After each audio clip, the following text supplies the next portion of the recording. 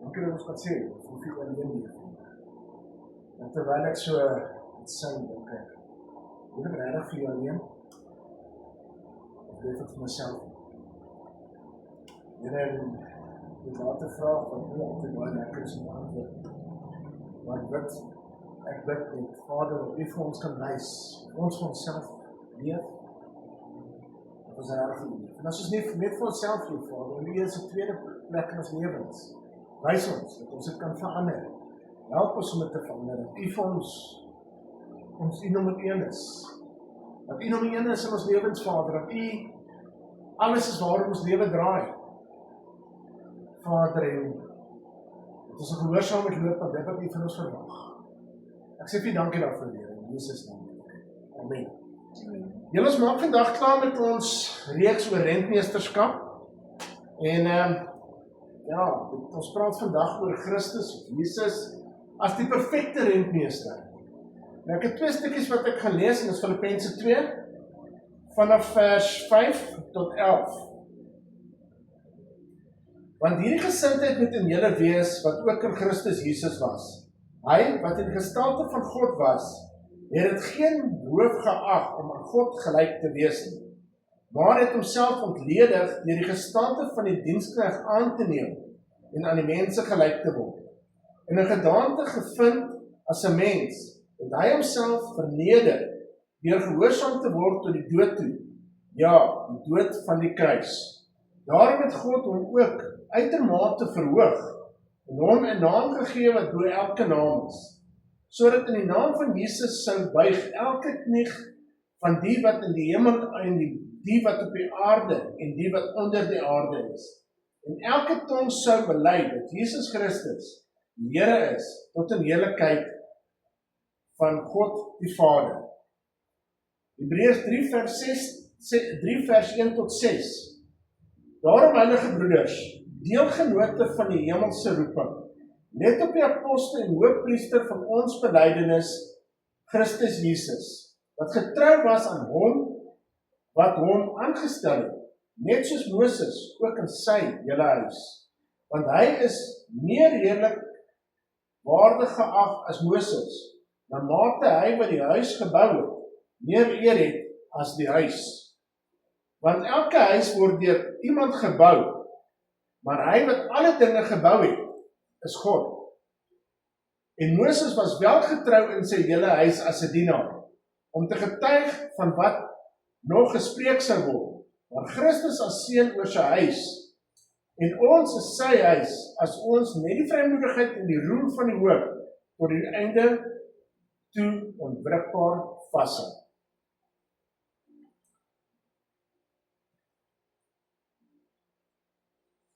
Ons het hierdie hele reeks deur gekyk na rentmeesterskap. Ons het gekyk na tyd, ons het gekyk na gawes, ons het gekyk na finansies, ons het gekyk na ons talente. Maar ons gaan vandag kyk na die hoogste voorbeeld van die perfekte rentmeester, en dis Jesus homself. As ons wil verstaan hoe rentmeesterskap lyk, moet ons nie kyk na 'n beginsel. Ons moet kyk na 'n persoon. En daardie persoon is ons leermeester. Hy is die leermeester van rentmeesterskap. Hy is die volmaakte voorbeeld. En hy het gedoen dit wat hy 'n opdrag ontvang het van die Vader om te doen. Hy het gekom met 'n doel. Hy het gekom met 'n taak wat hy moes uitvoer, en hy het dit voltooi. Dit was nie volmaaklik nie. Dit het hom baie duur te staan gekom, of dit het hom 'n duur gekos, dit het hom sy lewe gekos as mens, maar gelukkig nie as 'n Christus en as God nie. Maar dan vra ons dan vir onsself, leef ek soos Christus? Leef ek soos Jesus? En as ons na Filippense 2 kyk, moet ons nie iets doen uiteindelik eer nie. Ons mens doen wat vir ons gaan sê, weet jy, dit gaan oor my nie. Want dis wat ons daar leer. Dit gaan oor iemand anders. Dit gaan oor God, vir wie ons moet dien. Ons moet sy opdragte uitvoer as goeie bestuurders vir dit wat hy vir ons gegee het. Ons kan nie net gaan sê, weet jy, dis hoe ek dit wil hê. Dis hoe ek dit wil beplan. En toe ek nou hierso sit en ek bid, of ek staan en ek bid, en ons prys en worship, kom het by my op, hoeveel van ons doen goed op ons eie? Asof die Here vir my gesê het, André, jy doen dinge op jou eie, jy probeer iets hê, jy wil nie ons by die kerk groei, maar jy doen op jou eie. En ja, ons bid, en ons vra vir die Vader, Here, help ons, dis wat vir ons geroep is, dis wat ons wil doen. Maar die vraag is, doen ek het reg? En dit is my moeilik om te antwoord op vandag. Ek kan nie sê of ek het reg doen nie. Maar ek weet, ek moet gaan tyd spandeer by God om my antwoord te gaan soek. Weet, as een mens vir jou bestuurder is vir iemand, en hy sê vir jou, weet jy wat, ek soek iets beters. Ek soek bietjie meer uit jou. Dan moet jy gehoorsaam wees. Hy gaan vir jou sê, luister, ek wil hê, jy moet dit so en so doen. Jy kan nie as 'n bestuurder sê, maar ek wil dit so en so doen. Hy gaan vir jou sê, dis my plan, dis my opdrag, doen dit so. Maar ons wil dit nie so doen nie. En dis hartseer. Want dan maak ons dit omtrent onsself en hoe ons wil. Ons kan nie onder die gesag inval van ons Heer en Meester nie. En ek dink dit is die ding waarmee ons sukkel. Ek is iemand wat ongelukkig, en ek glo, ek is nie die enigste persoon nie, baie van ons vra, hoekom, waarom, hoekom moet ek dit doen? En dit is nie altyd noodwendig 'n slegte ding, dit is 'n goeie ding om te weet hoekom jy dit moet doen. Maar ons moet ook gehoorsaam wees aan, wat is dit wat God van ons verwag? Dan gaan hy sê, doen dit so en so, want dit en dit gaan die uiteinde wees. Maar ons sien nie die uiteinde nie. Ons as mense wil so graag 'n ding sien, ons wil dit tasbaar hê. Ons wil dit nou sien. Maar ons kan nie wag vir die toekoms wat vir ons gaan kom nie. Ons weet daarvan, ons weet van die ewige lewe. Ons weet dat ons met ons kat in die hemel by mekaar maak. Maar op die stadium van die geveg, en soos waar ons gepraat het in die disipelskap kursus, ons moet ly baie keer om daai doel te bewerkstellig. En ons kry dit nie reg nie. Ons wil nie ly nie. Ons wil dit maklik hê. God is my Vader, hy het beloftes vir my. Maar hy het in sy woord ook gesê, jy gaan dit nie maklik hê nie. Dit gaan nie maklik wees nie. As jy kyk na arme Moses, die grootste gemeente wat ek van weet, in die geskiedenis, en hy het 2 mense gekry wat in die beloofde land ingekom het. Hy het gelei. Hy het mense, 600,000 mense gehad, plus wat hom harde tyd gegee het elke dag. Wat gekla het. Wat hom gekritiseer het. Maar hy was getrou. Hy was getrou aan wat sy opdrag was deur sy Vader om te sê, dit is wat ek van jou wil hê. Ons het geleer, hy is die sagmoedigste mens gewees. Hy het nooit kwaad geword nie, maar hy het gedoen wat van hom gevra word. Jesus het, ons weet van een keer in die woord dat Jesus kwaad geword het. En dis toe hy die sweepie gaan sit en vleg het en die geldwisselaars in die tempel se tafels om gaan gooi het. Maar hy was ook daai perfekte rentmeester om rustig te wees, om deur hel te gaan, om dit nie 'n plek toe om sy kop neer te lê nie. Nie te weet waar hy nodig gaan wees nie. Maar hy was getrou. Hy was sagmoedig. Ons aan die einde van die dag moet dieselfde gesindheid hê. En dit is moeilik. Dit is nie lekker nie. Die wêreld daar buite is vir ons almal so fantasties lekker met al die lekker dinge, al die entertainment en al die geleenthede. En dan word die bediening wat ons het baie keer so afgewater, dat dit vir ons gaan maklik wees. Jy het klaar die Here ontmoet, jy het 'n gebed gedoen en jy het jou sondes bely, jy het hom aangeneem as jou saligmaker of verlosser en jy is gedoop. Maar daarna verander jy nie. Want jy word dan nie 'n disipel nie, jy word nie 'n rentmeester nie. En dis wat Jesus van ons verwag. Hy het gekom aarde toe as 'n rentmeester. Hy het vir ons die voorbeeld kom stel. Hy het homself gaan verneder. Hy het as 'n mens gekom. Hy is humble gewees. Hy het sy disippels se voete gewas. Die meester was sy werkers se voete. Wie gaan dit vandag doen? Wie, wil ek vra? Want ons doen dit nie. Ons wil nie eers ons gemeentelede, ons vrou of ons man se voete was nie. Want ons wil nie onder hulle inval nie, ons wil nie onder God inval nie, ons wil nie onder die wet se reëls inval nie. Ons is altyd ontevrede. Ons wil ons posisies gebruik in mag en om dinge te bereik. Jesus het dit nie gedoen nie. Hy het nie sy posisie gebruik van mag en hier op aarde om te kom om dit te bereik wat hy moes bereik het nie. Hy het gekom in 'n diens, as 'n diensknegt. As 'n bestuurder van dit wat sy Vader vir hom gesê het om te kom doen, het hy 'n opdrag kom uitvoer. Hy het nie gekom om gedien te word nie, hy het gekom om te dien. So ons moet besef dat ons het dieselfde doel op aarde. Want dit wat ons het, moet ons neerlê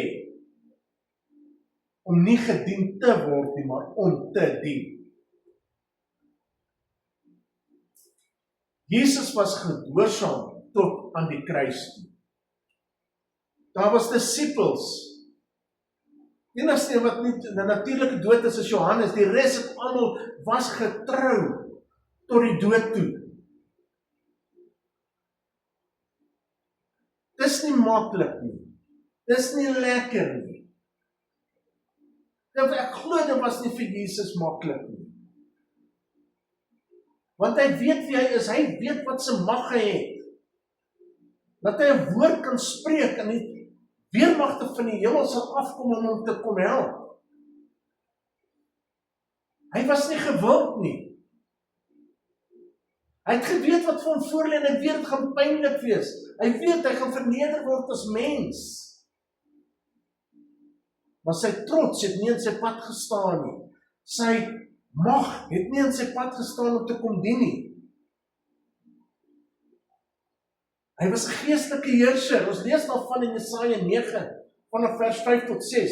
Want 'n kind is vir ons gebore, 'n seun is aan ons gegee, en die heerskappy is op sy skouer.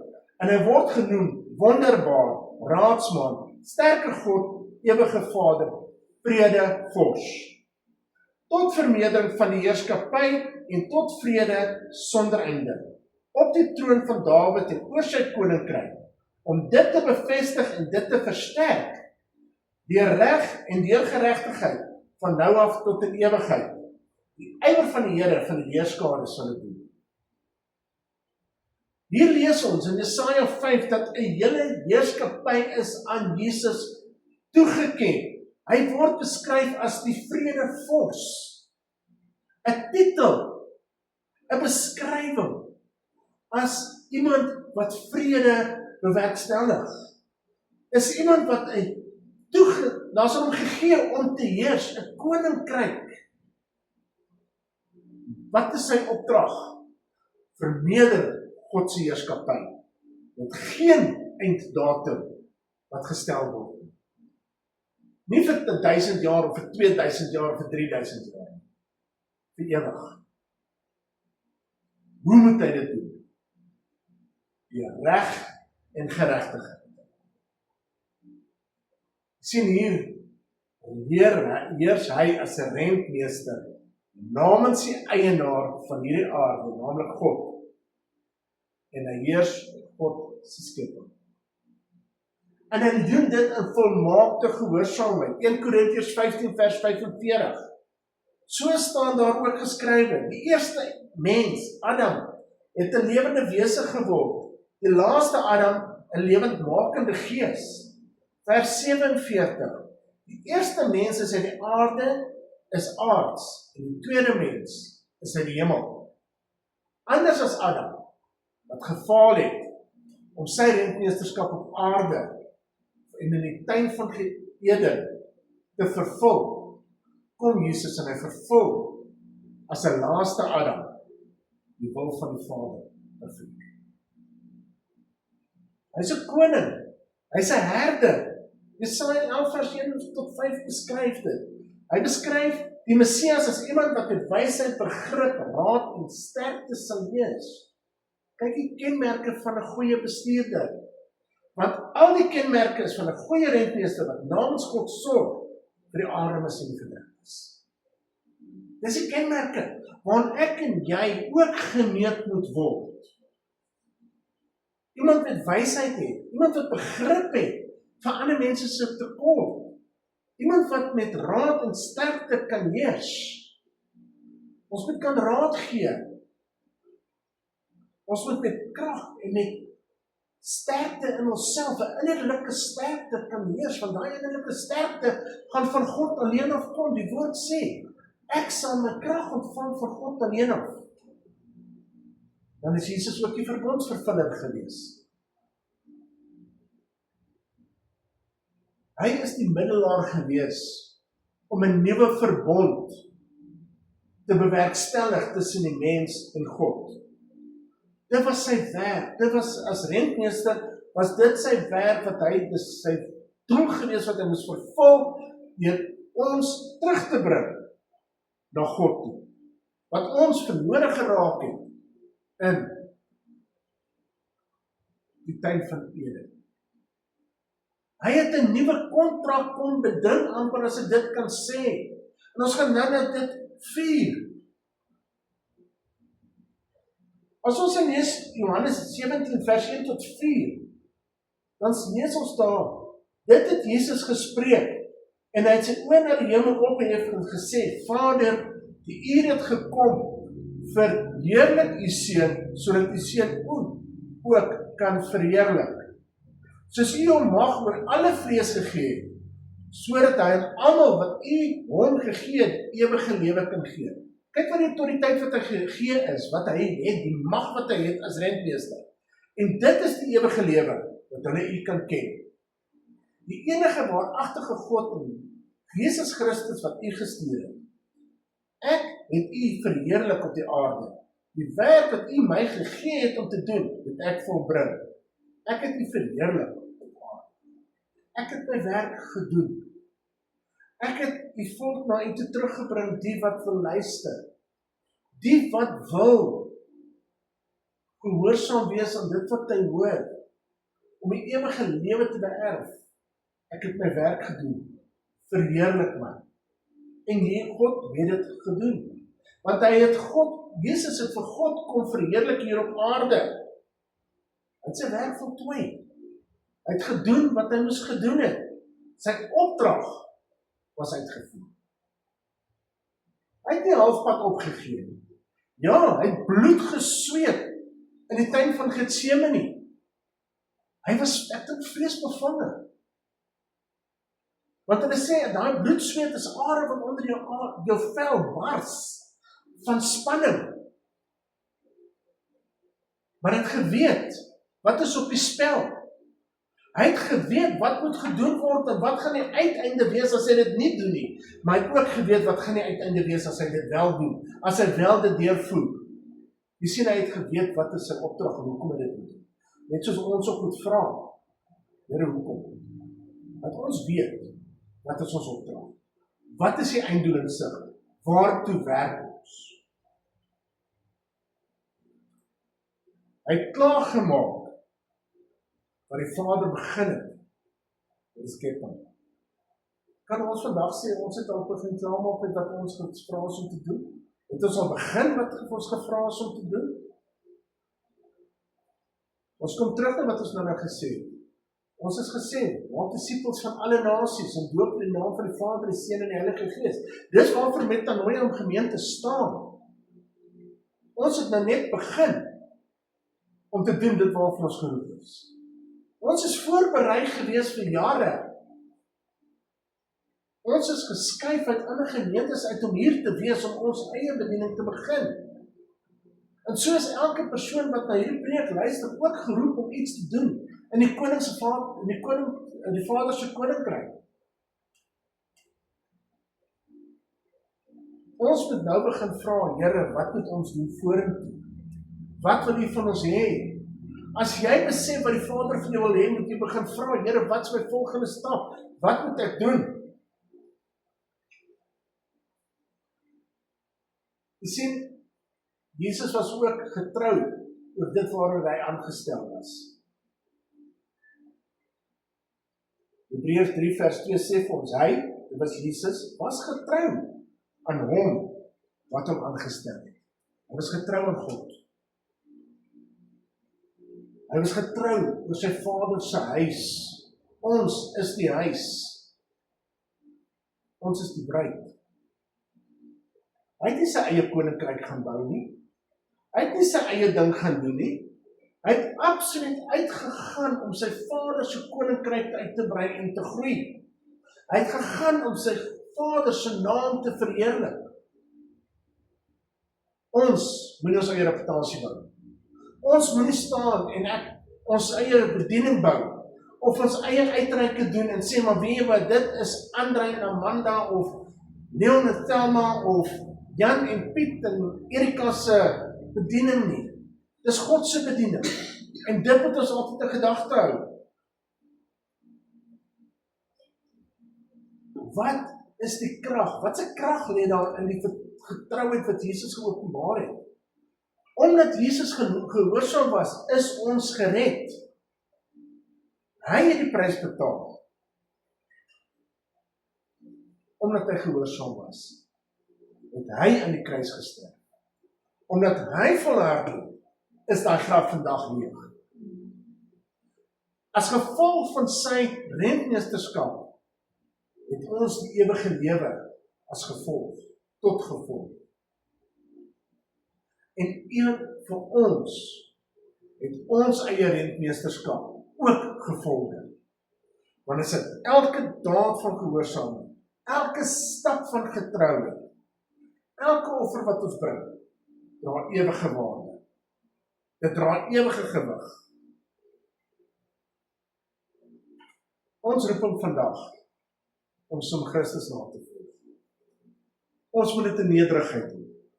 Ons moet dit in gehoorsaam doen. Ons moet volhard, terwyl ons dit doen. Wat beteken rentmeesterskap vir ons, wat ons by Jesus geleer het? Gebruik jou gawes. Bestuur jou tyd wys. Hanteer jou finansies reg. Leef met ewigheidswaarde in gedagte. Moenie net begin nie, maar voltooi dit wat jy begin het. Moenie net beloof nie. Behou jou beloftes. Doen jou beloftes gestand. Volhard in jou beloftes. Moenie net ontvang nie, gee en vermenigvuldig. Jesus was geroep. Hy het sy taak voltooi ten spyte van baie moeilikheid, baie swaar kry. Om te weet wat gaan met hom gebeur. Dat hy gaan geoordeel word en hy gaan veroordeel word. Maar hy het ook geweet wat was die einddoel waarvoor hy dit doen. Hy was verheerlik deur opgeneem te word in die hemel, te sit aan die regterhand van God. Waar hy vandag nog sit van waarof hy gaan oordeel die dag met sy koms.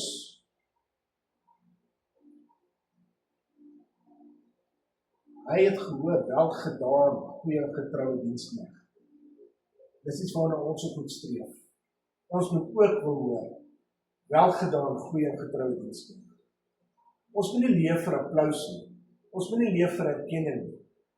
Ons moet leef vir dankbaarheid. God eendag vir ons wil sê, jy het gedoen wat ek vir jou gevra het. Jy was getrou. Wel dan. En jy was 'n goeie diensknegt vir my.